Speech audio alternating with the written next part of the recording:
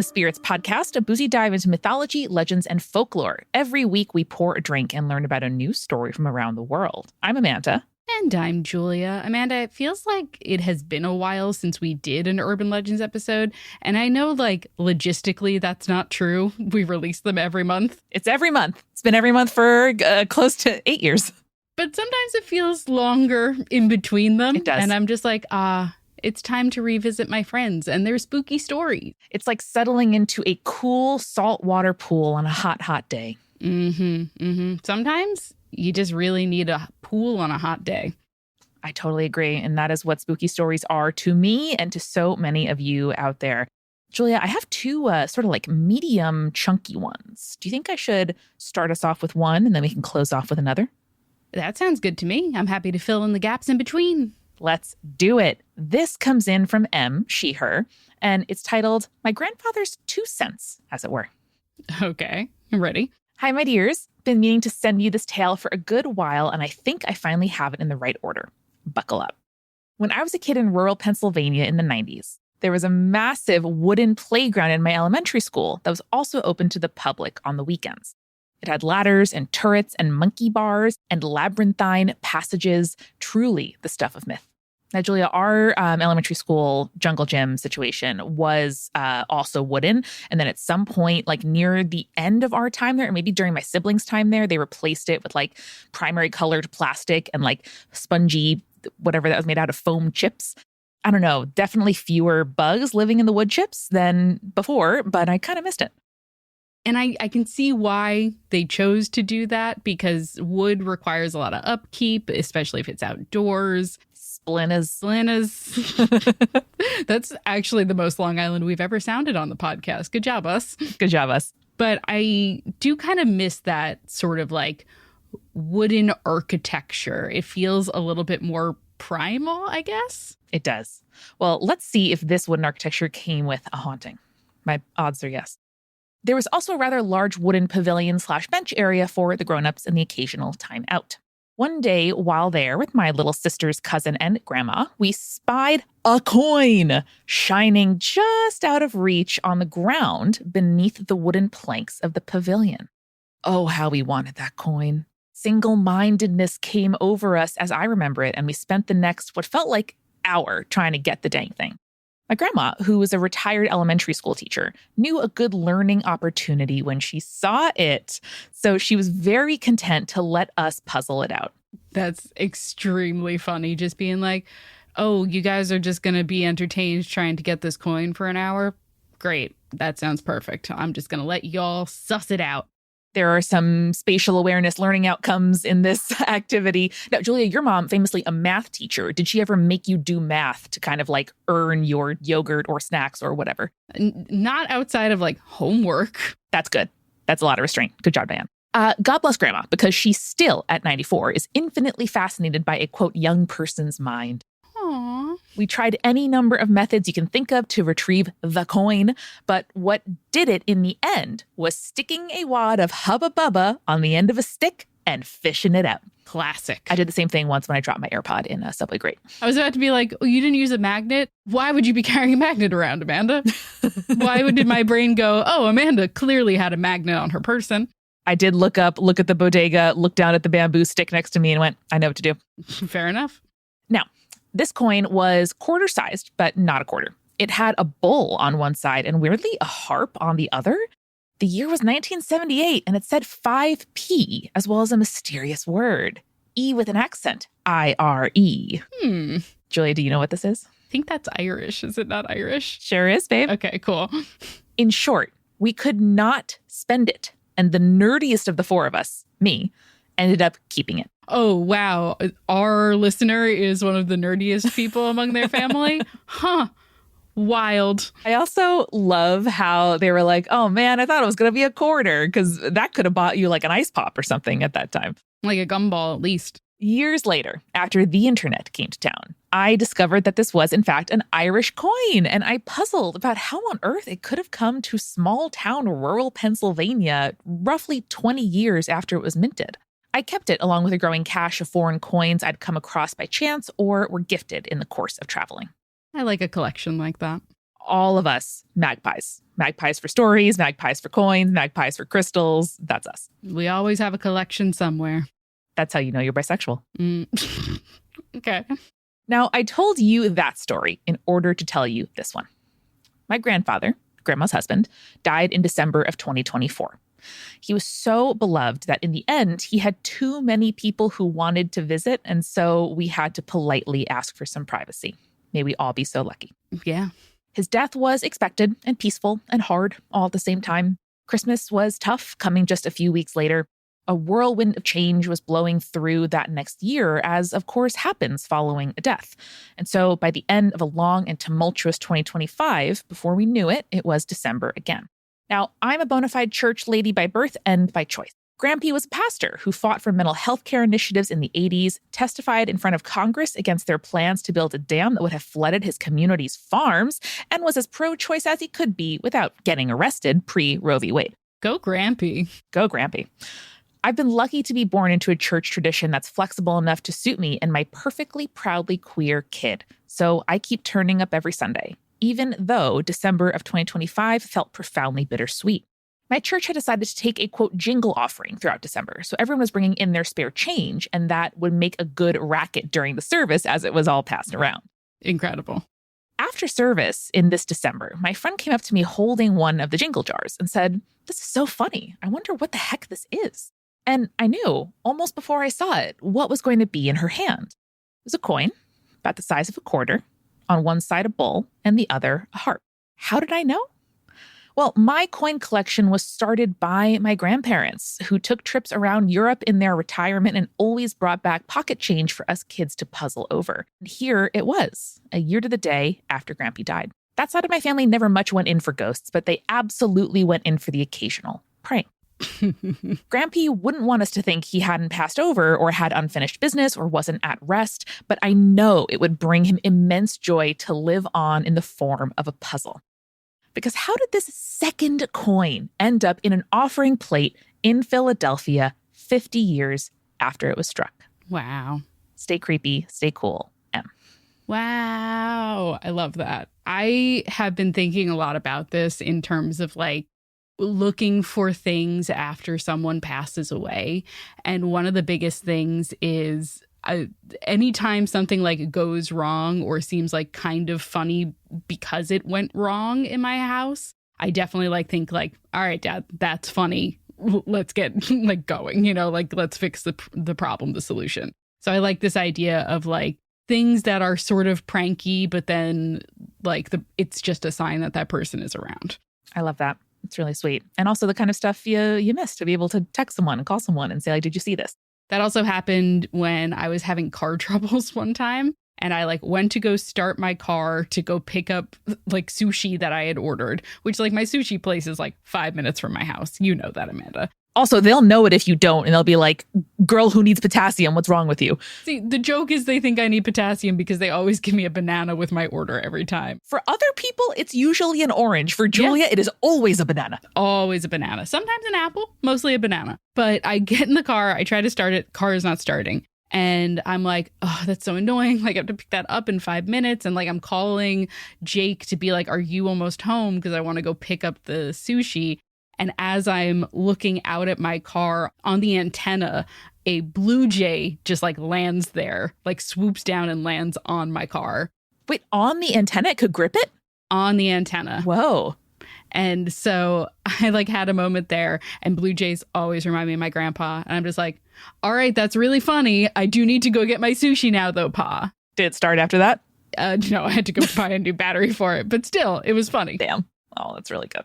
But yeah, those moments are particularly nice, even though it leaves you kind of puzzled after the fact. So shout out to M. I'm glad your Grampy is being so you remember that coin you were obsessed with? Here it is again, baby. Show up where you least expect it. Fund in the church. Well, Amanda, I actually have another grandparent ghost story. Let's do it. This one is from Isabel, she, her, titled My Grandma's Ghost, ? Almost made me crash my car. All right. Car trouble, grandparents. Let's, I'm glad you survived to tell the tale. Let's hear it. Dear Amanda and Julia, you asked for more stories for the Urban Legends episodes. After a solid 8 years of enjoying the tales of others, I figured it was time for me to pay my dues and write in one of my own. Hooray. By the way, Julia, every time I hear the term 8 years, like 7 years ago, whatever, I just think of 8 years as the lifespan of an IUD. I'm like, oh, one IUD ago. Great. Okay, sure. The model's differ, but that's fine. I have a happy story for you today, although the experience made me question everything I know. I've decided to share the story of how my deceased grandma tried to keep a promise and almost made me crash my car. Now, I'd like to preface the story with the fact that though I love reading and listening to stuff about the supernatural, I am not a believer. I come from a sober, non-religious Dutch family and always figure out a logical explanation for every spooky thing that happens. Except this one. I love when we have someone who's like, I don't believe in ghosts. However, there was this one incident where I cannot explain what happened. Yeah, I mean, I feel similarly. We make this show, but I would never jump first to like, oh, must be a ghost unless it's in the context here of people writing us their spooky stories. So it feels like it makes it mean a little bit more, Yeah, exactly. So let me tell you a little about my grandma first for context, just because she was so lovely. She was a quick-witted, warm, and intelligent woman who made you feel special and loved whenever she was near. Even my friends were huge fans. At 85, age had caught up with her body, but never with her mind. She was up every day, reading the news, texting her grandchildren, playing games on her tablet, and taking care of her garden.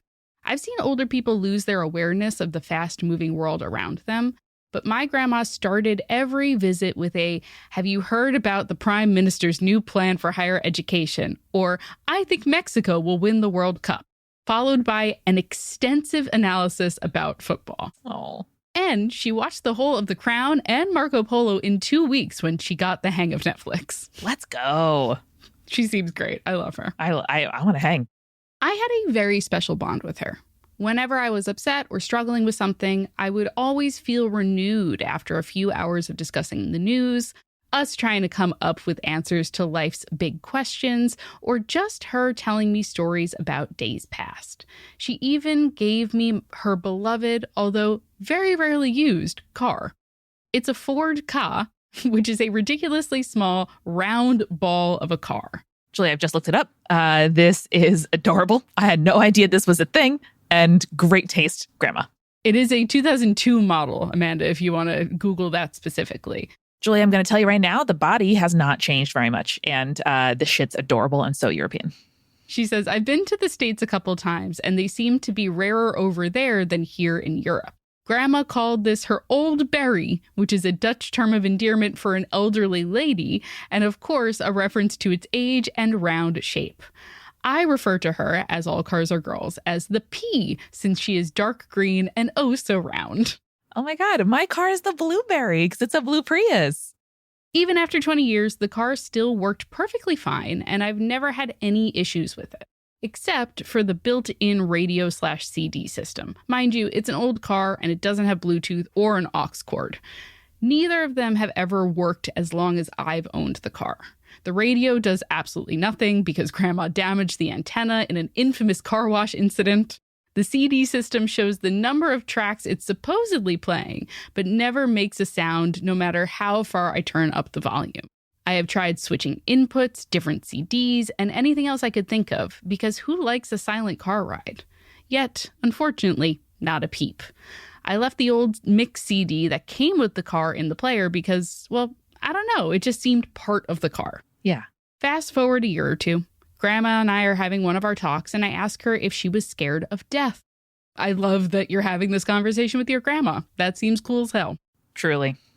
She told me that she was grateful to have lived a full life, but that she missed family members that had passed years ago, and that she was ready for it to be over.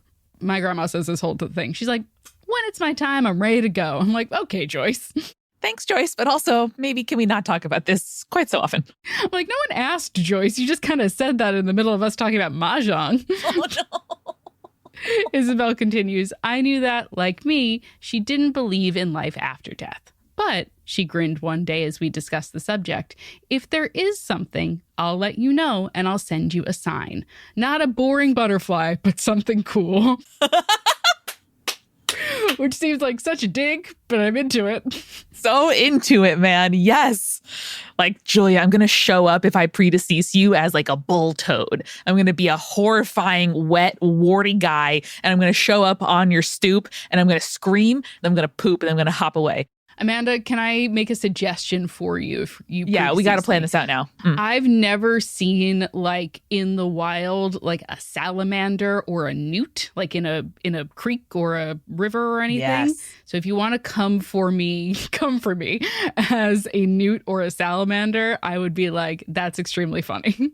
Cool. I can do that. And I'll just do little like loop-de-loops or like chase my own tail. That's how you'll know it's me.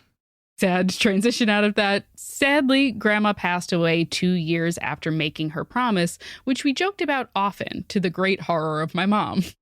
I lived by myself, and on the morning of her funeral, I drove the P to her old house where my family was gathering. I had just merged onto the highway when it happened. Out of nowhere, music started to play. Out of the speakers of my car. My car, the one that hadn't played music in 5 years. And here it was, starting randomly and right in the middle of a song.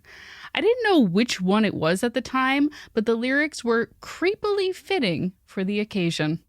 It says, "And I'm trying to hide, lost at sea. What would I do without you?" Isabel's next line is, "I beg your pardon, Grandma."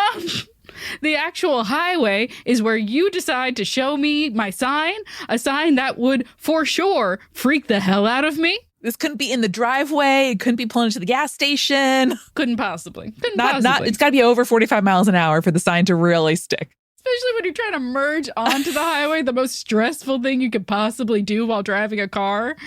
Isabel continues, "I was extremely upset and managed to get off the highway before absolutely crashing out. Good work. I parked my car at a gas station to bawl my eyes out and question my existence and all I know about life and death. As I've told you, I'm just an enjoyer and not a believer, but this moment made me doubt for the first time ever if I was wrong. Eventually, when I drove on, the music kept playing and so did the next song. And the next. For the remainder of my 20-minute drive, the CD I'd left inside that useless CD player years before had made a miraculous, unprompted recovery. I arrived at Grandma's house completely in tears.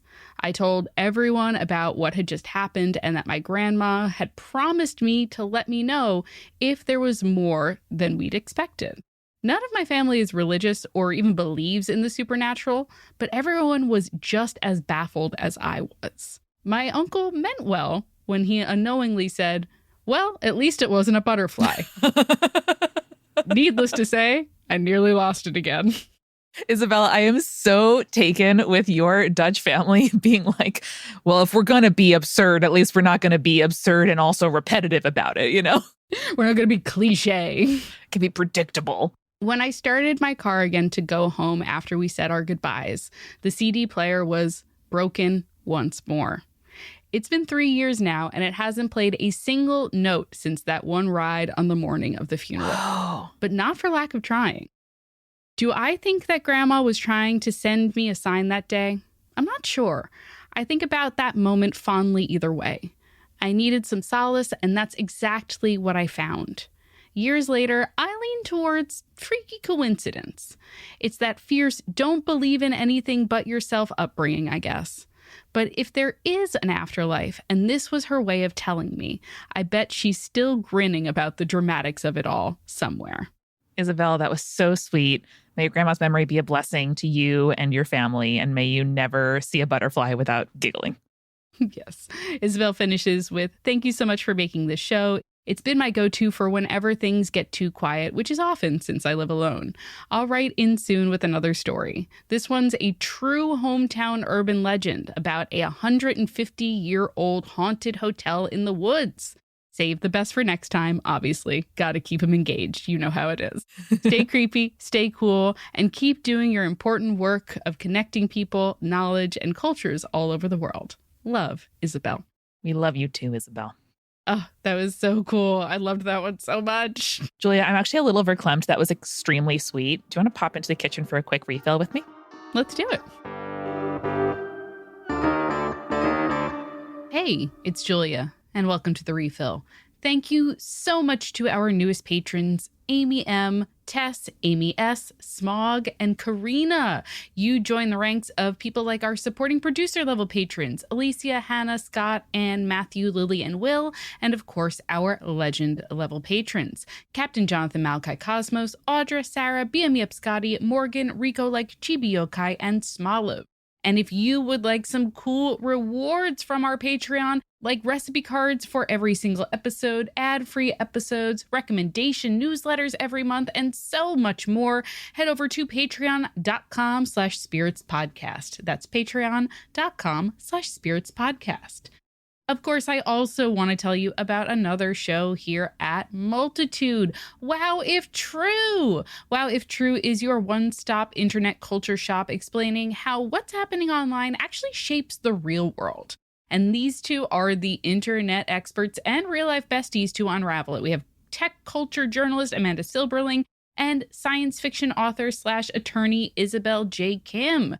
They are the only podcast that will mention Neopets and also horizontal mergers in the same episodes. They talk about everything as to why AI is so bad at playing Pokemon and yet the AI bubble still hasn't popped. Or like, hey, why is Shrek still so popular on the internet? What's going on with that?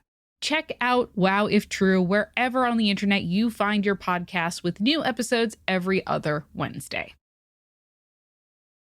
And now, let's get back to the show.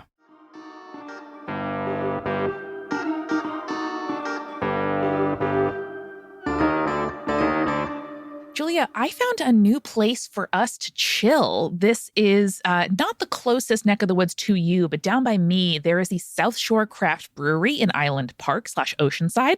It is so cute. It's got a bunch of fabulous local and imported beers on tap. So this is not quite like a local from us, though the Bored and Dirty Lime and Sea Salt Blonde Ale by South Shore is so good. But I was able to have on tap the Galway Hooker Irish Red Ale. And there is nothing I like more in the summertime than a red ale. It's got a little bit of crispness to it. It's still got the sort of malty notes of like the stouts and porters that I really love. And listen, I'm a Galway girl, baby. Galway Hooker. That sounds awesome. I actually love that. The bartender did say, yeah, people usually just say Galway. They get a little scared to say the word hooker. And I'm like, fair enough. Amanda, I've been really enjoying the sort of classic Fire Island cocktail that I was telling you a little bit about this weekend, the history of it.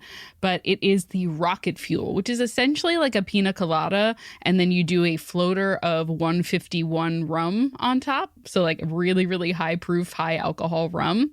You also add a little bit of amaretto liqueur into it. And it is extremely good. However, Jake has cracked the recipe and we are starting to make them at home now. And it's like dangerous. Now, Julia, we were, as you mentioned, on Fire Island the other day together. I did have about 5 of these over the course of my week, which was just about the right amount. These are delicious, so refreshing. And yeah, I'm glad that you mentioned the amaretto liqueur because it definitely had a note to it that a pina colada doesn't. That I was like, ooh, what's this? That is the one. And man, is good. It's good. And you can make it at home. Maybe I'll include Jake's recipe in the recipe cards for this episode.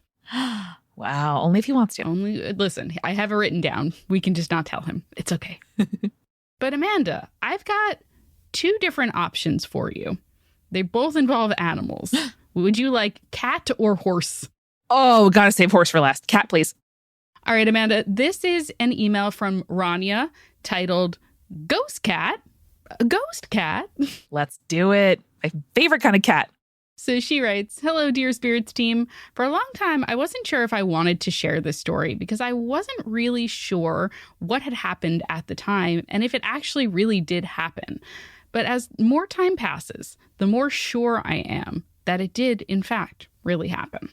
So let me begin. My parents and I live in a house that they had built on the ground where the house of my great-grandmother had once stood. On the same property, my grandfather's house stood with a yard in the back. So I'm assuming that means that these two properties are like abutting against each other. Julia said abutting, everybody. Damn it. I was 6 when we moved in, right around the time to start preschool, because apparently in Germany, preschool starts when you're 6. In the years passing, I have had a few supernatural encounters, like the posed teddy bear that my grandma gave me, but that is a story for another time.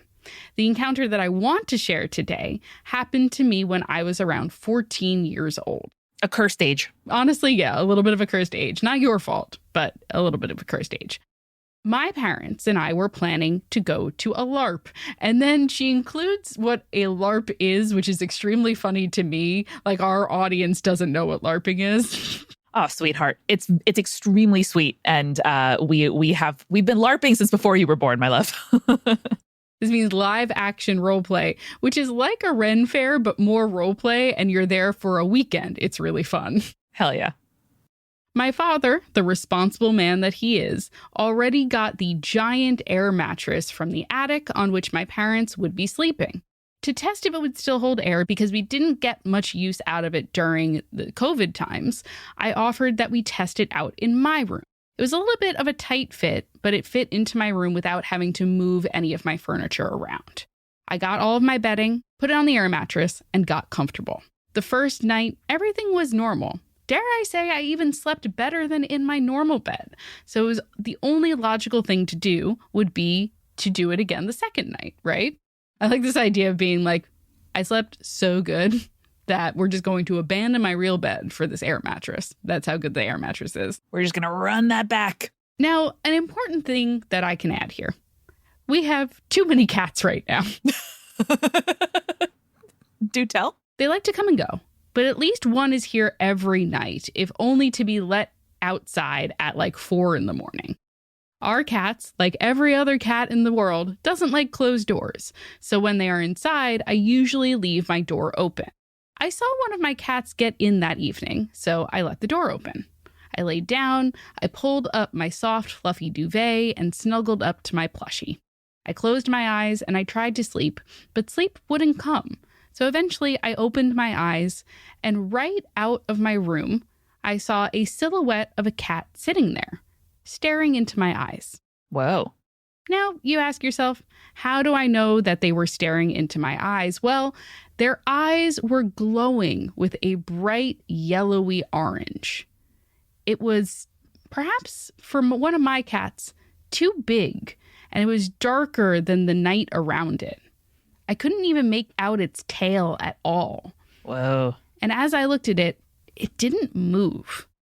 I wasn't able to close my eyes again, but I was able to move because I remember I clenched my stuffed animal tight. I don't know how much time passed. It could have been hours or minutes, but I was just too scared to move. I finally managed to muster all of my courage to get my blanket and move from the air mattress to my bed where the door wasn't visible anymore. That's scary. It was there I was finally able to get some sleep. The next morning, I asked my mother which cat was inside that night, but she told me that she had let all the cats out that evening because they had been begging to go out. Since then, I haven't seen anything like this. Writing it out and retelling the story, my skin has been crawling because whatever I saw that night, it didn't seem friendly. Anyway, that's my story, at least one of them. I hope you enjoyed it. I have a few more like my ghost friends as a kid or the creepy man in our bathroom window that I could share if you like. You know what we're going to say. And it's, I do hope that was a ghost man, and I would like to know more. I always want more stories. You can tempt us with as many stories as you like because the answer is always going to be yes. Always yes. Never enough. All right, Amanda, would you like the horse now? You know I do. Yes, please. All right, we'll go right into it, this is from Denver, he, they, titled Haunted Horse Properties. Let's go, Denver. Hi, Spirits team. My name is Denver. I am currently experiencing extreme writer's block while working on a Western horror book, so I figured that this will hopefully help bust it. Plus, I've been meaning to write in for a while now. I have worked at several horse properties in my professional career, but so far only 2 of them have been definitely haunted, while the other ones have just been plain creepy. Sorry, so it's 100% creepy to haunted of the barns that you have worked at? Oh, no, I'm sorry. I misread that. Okay. It is, Denver said, so far only 2 of them have been definitely haunted, while 1 has just been plain creepy. Okay. I was going to say, Denver, I'm a little nervous. Well, now I'm like, how many, though, is that? Like, if we're thinking about, like, batting 1,000 here, right? 3 of them have been weird. But how many other horse properties have you worked at? Like, is this a 30% situation? Yeah, is that a, like, 60% situation? I just need to know. It's important that we know. The summer of 2021, I moved to Kentucky for an internship right out of college. In terms of horse properties, this facility was fairly new, but on the ground sat an old plantation house that used to be for quote-unquote employee housing. Yeah, that is the kind of euphemism that white people overlook when booking these kinds of venues for weddings in the South. When you pulled into the tree-lined driveway, you were met with an ivy-covered 3-story red brick house with white pillars on either side of the porch. Typical haunted house location. The old plantation house was being used for the employee housing for people working at this horse facility. Slightly better. Not great, but slightly better. Now, my bedroom was on the 2nd floor, unfortunately meaning that there was another floor above me. One night, I heard light, little footfalls in the bedroom that was directly above mine.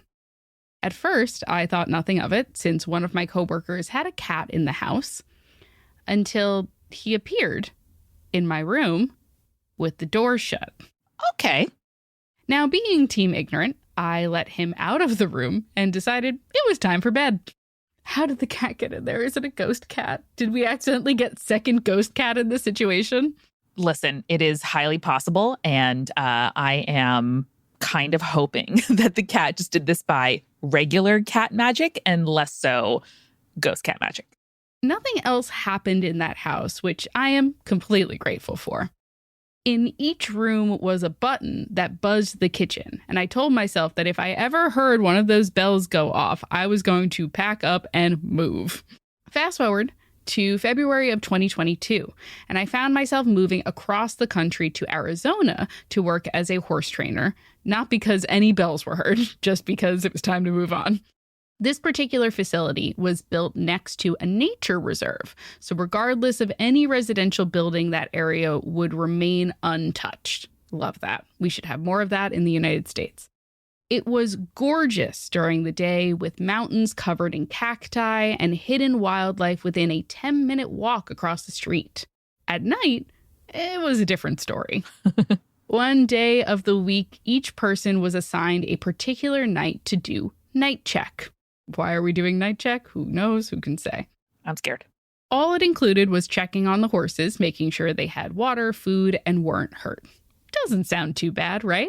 Well, it wouldn't have been if they were all inside the barn. Once you were done with the horses in the barn, you would then have to check on the horses outside where the lights of the barn didn't reach. Scary. Why we have some horsies outside when there is a barn? I guess they might like the cool air and want to go outside. Maybe. It's up to them. I don't know. A little scared. Now, I'm from the Midwest and have gone on walks in the middle of the night and have never felt so uneasy like I did in Arizona. There's something about walking alone in the desert that makes you feel totally and utterly exposed.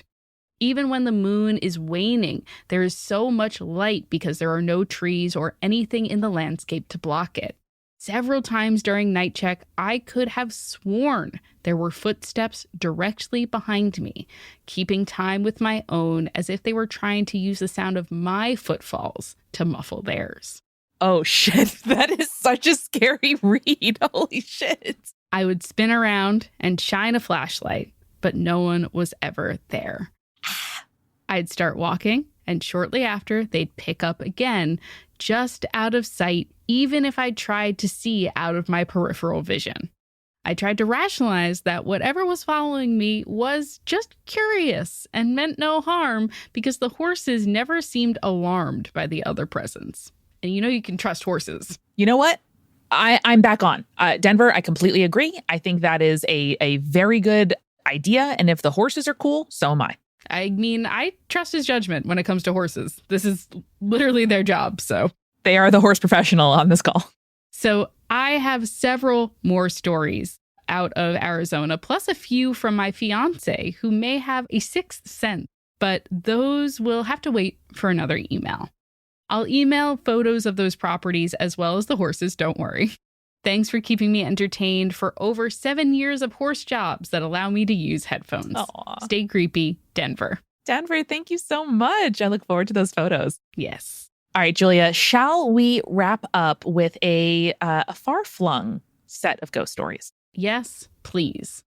This email comes from Mika, she, her, and she writes, I've been a long-time follower of the show, probably around 2020, and I've been dreaming of finally sharing my creepy little stories with you guys. Yeah.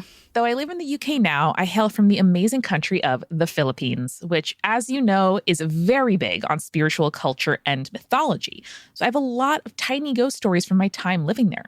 Hell yeah. But this specific story comes from when I took 6 months of my life living in the Maldivian islands. Ooh, okay. When I was 10 years old, I had to move to the Maldivian islands along with my mom and dad, and we stayed there for about 6 months. My parents were both really experienced nurses, and so when we went to the Maldives, they immediately got jobs at a hospital called Treetop Hospital. That sounds pretty.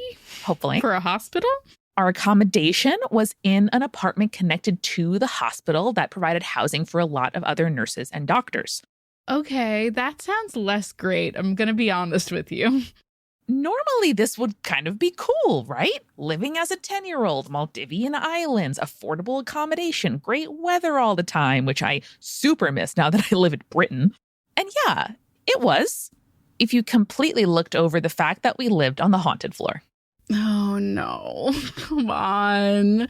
When you're like, oh, yeah, we're living in affordable housing. I'm like, great, that's awesome. It's connected to the hospital. I said, oh, that shit's going to be so haunted. Yep.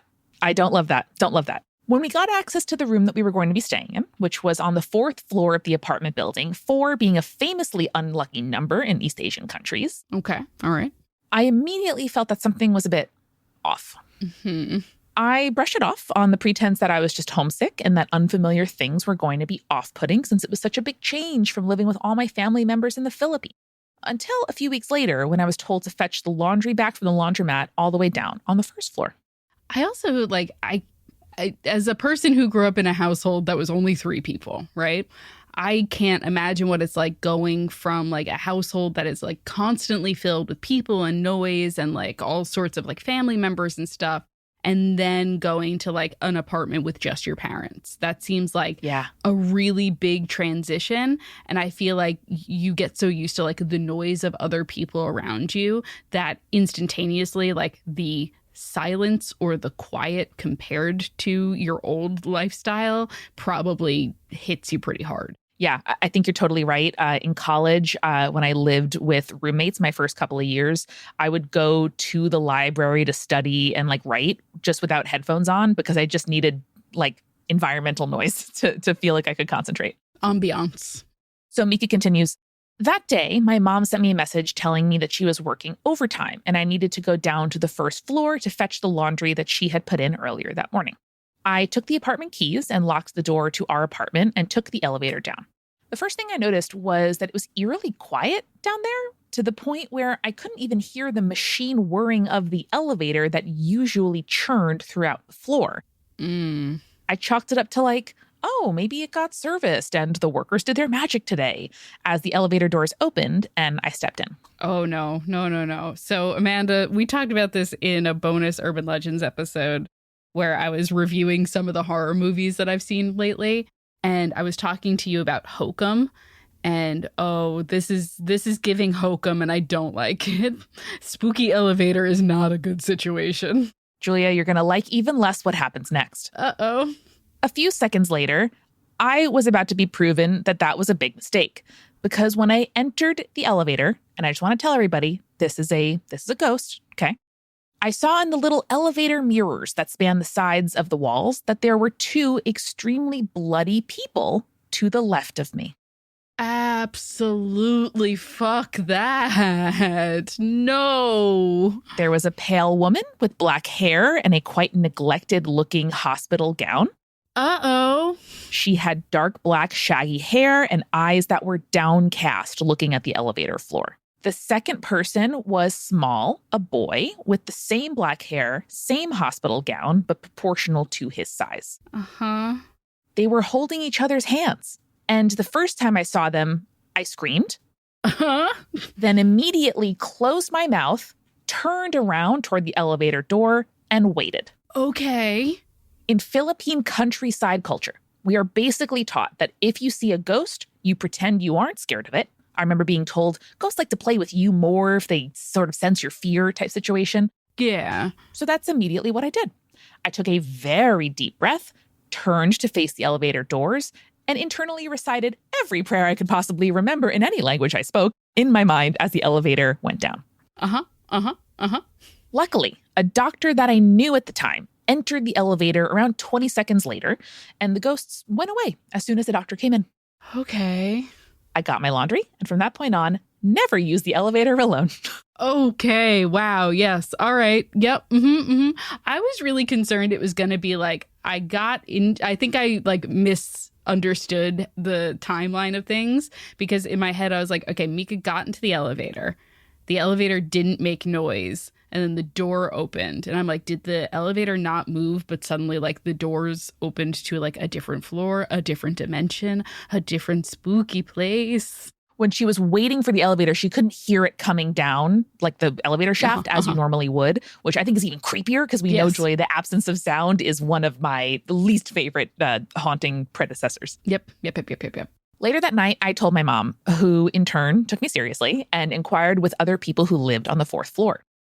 A few interviews later, I found out that there are indeed two spirits that live only on the fourth floor of the apartment building that we were living in. I gathered that they were a mother and child, and from some accounts, they had been haunting the floor for a very long time. Some of the folks I talked to told me they would knock on doors of the apartments, and sometimes they'd hear footsteps on the inside of their room, despite there not being anybody in there. I think the ghost knocking is creepier for some reason. Than the footsteps? In my mind, yes, for some reason, like going to your door after someone knocks and either opening or checking like the peephole and there not being anything there is so classic horror movie to me.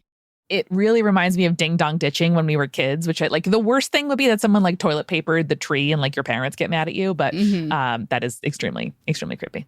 The worst story, though, I heard was from my mom's coworker, who told me about how one time she got woken up at precisely 1:32 in the morning, hearing knocking coming from her bathroom door. Not the bathroom door. New fear unlocked. Didn't realize how horrifying that idea is.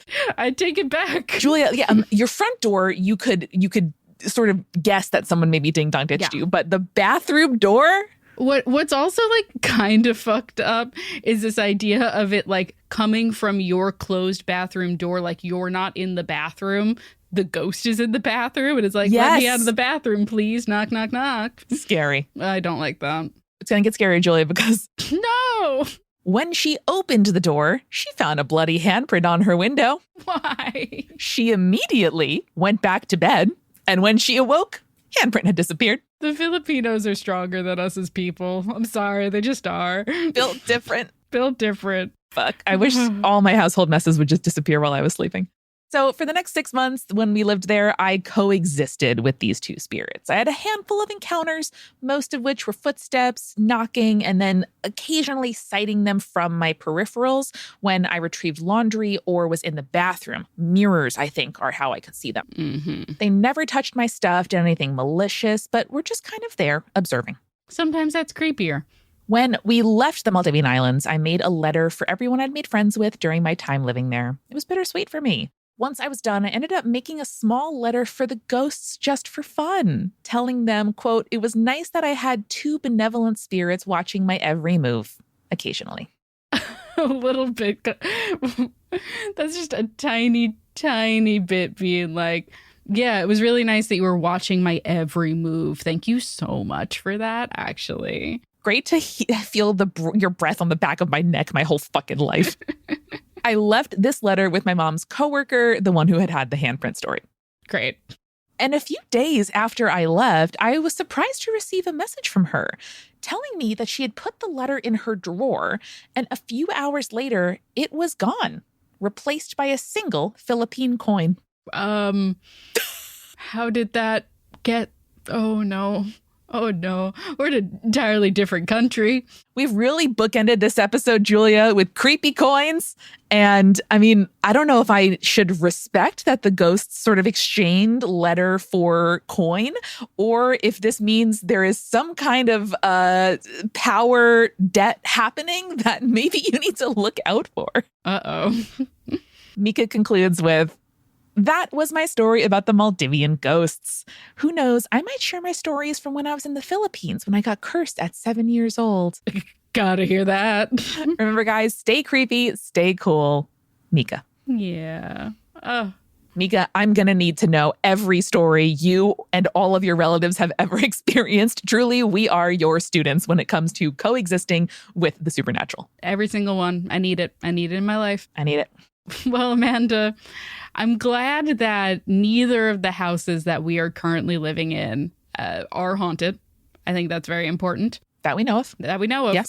I think Jake would tell me. Jake would tell me if our house was haunted. He also would tell you if your house was haunted. I have some mice neighbors, but other than that, I think we're okay. Amanda told me, oh, Darren just left. He was taking care of the mice. Or like, you were like, oh. I was like, Julia, I have a mice problem. I'll be a couple minutes late. And then my next message was, oh, Darren just left. I'm good to go. And I was like, did you name the mouse Darren? What's going on? No. Darren's my exterminator. Thank you, Darren. Great. Well, don't need an exterminator for ghosts. That's an entirely different 80s movie. But remember, if you did, stay creepy. Stay cool. Later, Saters.